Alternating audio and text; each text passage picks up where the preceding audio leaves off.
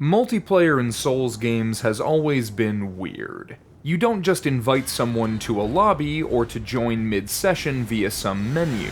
Instead, you need to find a placed sign or perform some in-game action to get into multiplayer. Not only that, but you must also meet the many obscure or outright hidden requirements to join a session. Things like character or weapon level, area progression, and type of multiplayer all factor into the system. This is, understandably, a point of friction for many players. The fact that to do something as routine as play with a friend in a multiplayer game is so tedious and hidden signals how willing the developer is to let players bounce off the system entirely. I'd venture to guess that, before Elden Ring, many players didn't even know some of the games had multiplayer. So little of each game is dedicated to its implementation that it's not unreasonable for someone to have a relatively complete experience playing entirely offline. Sure, they'd miss messages and bloodstains and all the other little passive multiplayer effects, and they'd miss the active engagements like cooperation and invasion, but they could still play through the game. And that's no accident. It seems clear From Software intends for the multiplayer to be an enhancement to what is otherwise a single-player game. Never required, but very often an improved experience. A well-timed invader can change the flow of routine progression in a way that system AI just can't manage. There's no stronger enemy than one you can't predict. Just as a good cooperator can trivialize even the most daunting obstacles. Finding a summon sign when you thought all hope was lost can be the revitalization you desperately need. Not to mention how exhilarating invading and cooperating with other players can be.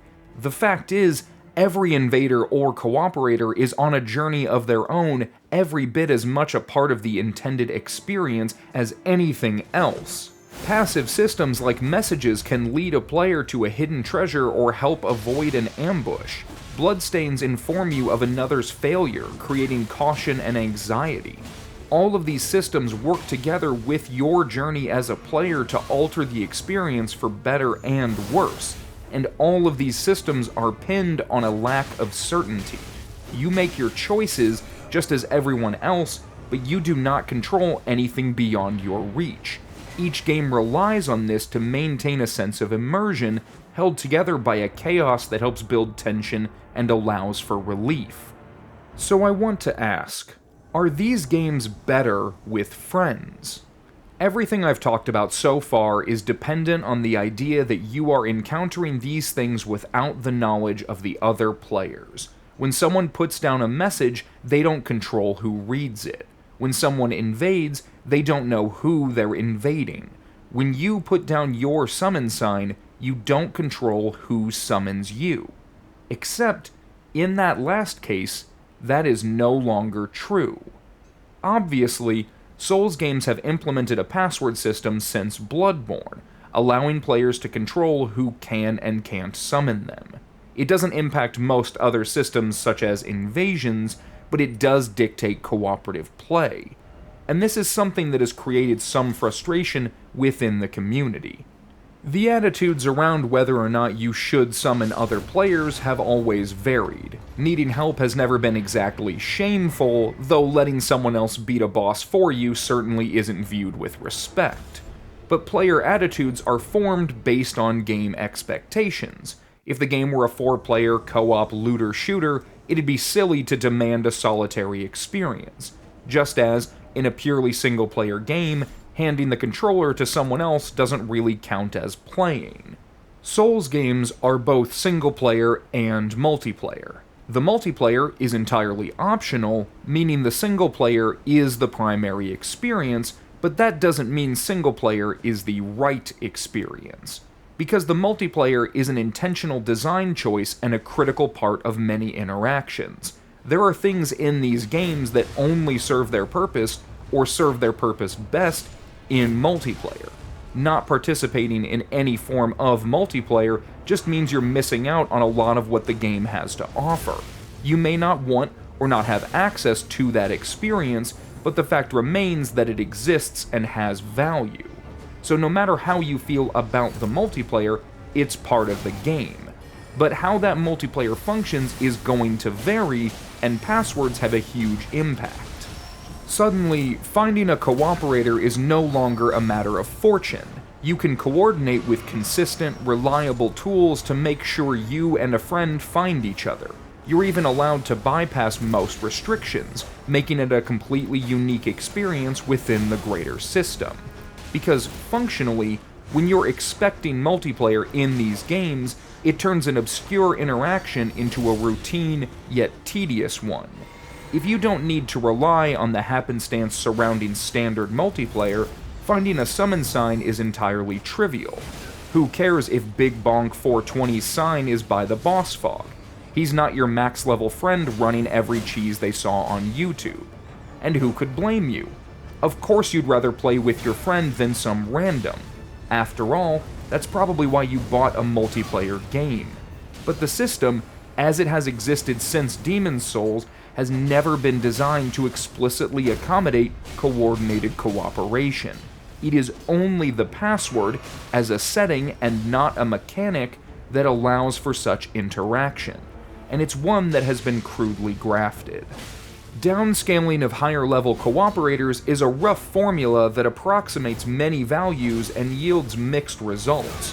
Your friend might have less HP than you and get killed in one shot. Guess you need to either level up or they need a lower-level character.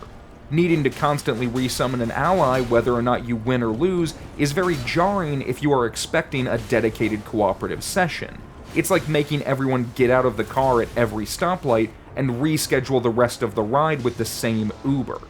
And losing access to all faster methods of travel while cooperating makes doing anything needlessly exhausting.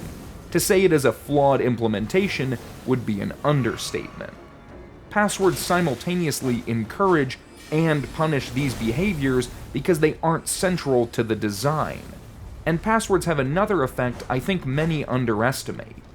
Playing through a Souls game is tonally isolating. They are games that encourage self-reliance and experimentation. Trial and error will get you through and teach you valuable lessons along the way. Uncertain multiplayer just changes the specifics of what you learn. If you're stuck on a difficult boss and want to summon help, you might miss out on what that encounter could teach you about the system. You may face more obstacles on your journey as your reliance on others weakens your development as a player. Then again, some bosses are just obnoxious to fight, and you'll have a better time if you summon an ally. Some bosses become arguably more difficult to fight as multiple targets make them less predictable. It's not perfect, but it's an equally valid experience. There's no one way to learn the game, and you'll always have another chance, so however you want to progress should be up to you. And this is the exact philosophy of each game's multiplayer. You make your choices about how you interact with it and why. It may stand in your way at times, it may help you in others, but your engagement is entirely limited by your willingness to opt in. You can isolate completely or embrace a communal journey, but the journey is yours to take. Until you play with a password. Suddenly, your friend is waiting for you at every stop. Every obstacle, every choice, every mechanic the game has to offer is now filtered through the power of friendship. There is no wondering if you'll get help with a difficult fight. No hoping for a helpful message to be shown the way. You are never alone. And I don't want to paint that as an inherently bad thing. There are many players who only found these games through this style of play. People who would never think of going it alone and need someone to show them the way. I've said it before that there is no inherent virtue to being good at a game. If the only way you can play is to let someone else share the burden or even do the heavy lifting, then so be it. If you're getting something out of that experience, don't let anyone tell you it's wrong. What I do want to highlight, though, is that playing this way has an adverse effect on what the developers crafted as the intended experience. Take, for example, seamless co-op. Modding Elden Ring to remove all restrictions on multiplayer and give players as much power over their interactions as possible has a tangible impact. Now, players who think it's stupid to need to find summon signs or hate that they can't go between zones while cooperating don't have to. they can abandon the main game in favor of a mod catered to their interests. But that isn't the way the developer intended Elden Ring to be played. While Miyazaki may have stated in an interview that he doesn't oppose this style of play, it doesn't change how they conceptualized the game and why they made the choices they did. And by removing players from the main pool, seamless co-op creates a ripple effect for everyone else. Fewer players in the pool means fewer potential interactions, thereby weakening the already diminished system. Which is to say nothing of the effects of group progression. I don't think it's necessarily a bad thing either, it's just not part of the design consideration. And that's the heart of what I want to explore, how the games are designed and how playing exclusively with friends might impact the experience. If you ask a Souls veteran, I'm willing to bet most would tell you they play through the game solo first. Not completely without multiplayer necessarily, but certainly not with a friend. And it's not just because many Souls veterans don't have friends. Instead, they'll tell you the honest truth. They feel the game is best experienced as an individual. Not having someone else color your interpretations or discoveries makes a big difference when it comes to engagement and exploration. Finding everything you can for the first time, all on your own, is something so special in every Souls game and not something people easily trade away. After all, you only get one first playthrough. And everything about the obscure, tedious multiplayer is set up to support that style of play. Playing through Dark Souls and finding a summon sign was a godsend. To a novice player, finding aid in a dark reality can be salvation. The very fact that you place a summon sign in a deliberate location, visible only to those who secretly qualify, speaks volumes about how subtle the system is intended to be. You're not supposed to pull phantoms from an endless roster and replace them the second they die. You're supposed to take the help you can get and not take it for granted. You're strangers on a road, joined by a moment in time and the trial you face. But with each game, that system has become looser and looser. Dark Souls 2 added the name-engraved ring, not quite a password, but certainly a step toward intentional meetings. When the password showed up in Dark Souls 3, it suddenly didn't matter half as much who you'd find on the road. You could organize outside of the game, and it had a very real impact. Elden Ring, with its vast landscape, has tried to preserve the legacy of random interaction with summoning pools, but it has been largely in vain. It feels so rare to see players summon randoms for anything other than a boss fight right outside the fog, and even then, it's not the same. There just isn't a good reason to not use the much more reliable system. We, as players, need to recognize that to have a system be more and more gamified means altering how it's experienced. And as the series continues, From Software will have to reconcile these facts, that obscure multiplayer supports immersion while complicating interaction. They have to decide how much they want to cater to a more casual audience of Discord users who are only interested in the flavor of the month, or if they'd like to stick to the principles laid out in previous games. Elden Ring is, for me, the weakest entry in the series largely because I see it as simultaneously too similar and too different. It's trying to retain everything that made the old games what they were, while ignoring so much about how those aspects get applied at scale. I didn't get the same quality of exploration that I got in Dark Souls because Elden Ring wasn't trying to intimidate me or force me to engage with an obstacle. It gave me a horse and a lot of ground to cover. When you have that much control over pace and that much to do, it becomes counterintuitive to slow down and enjoy the ride. And while it's the most accessible for new players and cooperators, it's also designed to be the most annoying and least engaging multiplayer possible. Seamless co-op exists for many good reasons, not least of which is how FromSoft have failed to acclimate their multiplayer.